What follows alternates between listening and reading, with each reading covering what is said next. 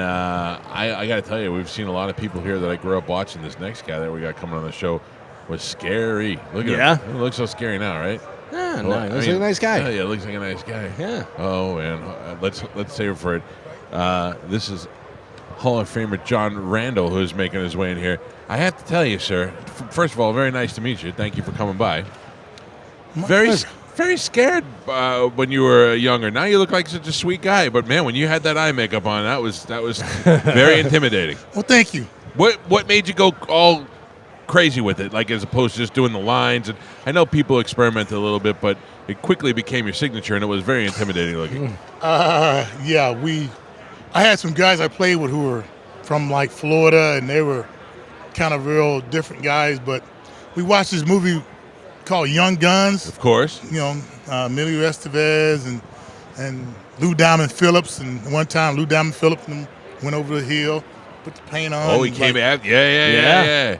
You guys do peyote, too? I was going to try anything we could damn near get our hands on, because I'm like, I'm going over this hill. So it was kind of a thing where I went to a lot of different seminars, and one of them was like, hey, one point in your life, you're going to be on the edge, and you're going to have to jump.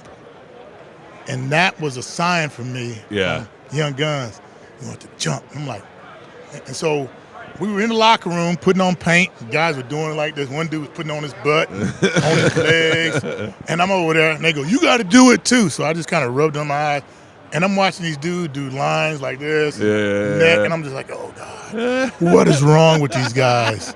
They're from Florida, they're from Memphis, and all of a sudden, mine was all over my face, and I went out there, and I got like 2 sacks or 3 sacks. And I'm like, that was it. That was a jumping point. I'm superstitious. I'm like, I got to do it. Sure. But then I kind of went way overboard, because back then they would put the playbook, the programs in your lockers, on your chairs. So I would take the kickers and the punters program and rub them all myself. I'm like, I got to get their juju and all that stuff. Really? You were that superstitious, huh? Oh, I didn't shake hands before the game. I didn't listen to like rap before the game, or I would listen to like what's his name? Pavarotti. Oh, really? I would listen to YouTube, Bono, and all that. It got me all pumped up, man. Joshua Tree. Can't be nothing better than Joshua Tree. That is hilarious. It's a great album. I'm a weird dude. No, that's not weird. It's unexpected of you, but I think that's hilarious. Whatever works. Yeah, it just fired me up, man. I was just like, get in that zone. Yeah. That I remember what it was the pizza commercial that you got. It was you and Hovan and somebody else, wasn't it? Oh, yeah. And you came through. I was like, I don't know who that guy is. It was very intimidating. Well, because my second year, I'm in the league, and I come in the game for Chris Dolman, and I'm coming out there for like 2 plays. I get out there, and this dude named Jackie Slater. I didn't know who he was. Right. His helmet was too tight, face is all scrunched up in it, and he's looking at me like, we're going to kill you. We're going to get you. I'm like, I didn't do anything. We're going to get you. I just got here. He's in a 2-point stand, and I'm thinking, it's a pad, but it was a run block. He's just hitting me. And I go to the sideline, and all of a sudden, I'm looking at my coach, and he just goes, So the following week, I go against another guy named Anthony Munoz. Yeah. And I go to the sideline, I'm like, Coach, what can I do? Just hold on, son. Just hold on. So after that, I was like, I've gotten in the mirror, I'm like, kind of this crazy movie with Estevez, but what was the dad name? Sheen. Apocalypse Now. Oh, yeah. Yes. Yeah. That movie. Yep. And, dude, John Turling, we start off by watching practice film. No. He made us watch alligators, crocodiles, cheetahs, gazelles. He goes, you see that gazelle? See how it's peeing when it runs? That's how you guys got to approach the game. That's how you got to do. You see how that alligator's just like rolling with that food? That's what we got to do. Roll you guys. He goes, if I call you at 4 a.m. in the morning, you better say I'm rushing the quarterback. If you don't know what to do, rush the quarterback. And so, that's the mentality. That's old school. Now, funny thing, I was reading before you got here. Tried out for our Tampa Bay Buccaneers. Yes. Did not make the team. And didn't make the team. And my roommate was Ian Beckles. No, that's our guy. Yeah, everybody knows Beck. 6'2". 6'2". That's right. We have a 6'2" jersey hanging in our studio. Man, tell him I said hello. I follow him on Instagram.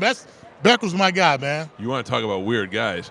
Like looking at you, I would never look at you and say, this is a guy who listens to U2 and Pavarotti before a game. And then there's Beckles, that Canadian hippie. Just smoking weed and hanging out. Hey, I'm happy for him. Yeah, man. well, he's living the life. He's come a long way, man. I spent a lot of time down in Tampa. My brother played down there. Back then, you guys had a place called Confetti's. I was a high school kid, didn't know what the hell I was doing hanging out in Confetti's. But I come down for Derek Brooks golf tournament, Mike Allstott. Yeah. And Tony Dungy used to call Tampa. It was Tampa 2. So he goes, Tampa. Yep, so I always call Tampa. Real quick before I know you're on a tight schedule, but one thing. When you first went in to try out for the league, they told you were too small. Yeah. And you came back and wore a chain under your sweatshirt. Is that real? Yeah. So what happened was my old roommates, who I still talk to, who went to Southern Miss, same school with Brett Favre. He was there with Brett, named William Kursky. He and I were 2 free agents. So it was right around almost time for a cut date. Yeah. So William and I, 2 country boys, we went to this hardware store, just messing around. They already told me I needed to gain some weight. And I'm like, well, hell, that ain't going to happen, William. And William, you're not going to beat out any of the linebackers. So in this hardware store, and the guy, we were looking at chains and stuff going, man, take this chain right here. And the guy goes, that chain out weighs about 10 pounds. 10 pounds? I said, can you cut this? How much you want? So I put it around my waist, got a padlock, and it fit, and he was like, that much? So back then when they did weigh-ins, they didn't tell you to take your sweats off. Right. So, man, I put the chain on, put the sweats over, and I remember sitting there waiting for that guy to call my name. And I'm sitting there, legs shaking, going, John Randle. Oh, I get up on the scale. He says 252. I don't know where the hell you hiding it at, but God doing it, 252. It worked. Yeah, it worked. It works. All right, I know you got to go. Real quick, you're teeing up with the inaugural James Hardy Pro Football Hall of Fame Invitational. Yes. How do people get information about that? Man, first of all, you go to the James Hardy #1 sighting in North America, and this tournament, which is for Sports Habitat for Humanity International, First Tee, and Boca Raton Regional Hospital. And one of the programs on it is the Birdies for Bill, which is each birdie gives $100 to the foundation. Nice. And I'm excited to be a part of it because it's Hall of Fame legend with golf legends, and we're excited to be out there playing some golf and teeing it up for our inaugural first tournament and down in Boca Raton at Broken Sound.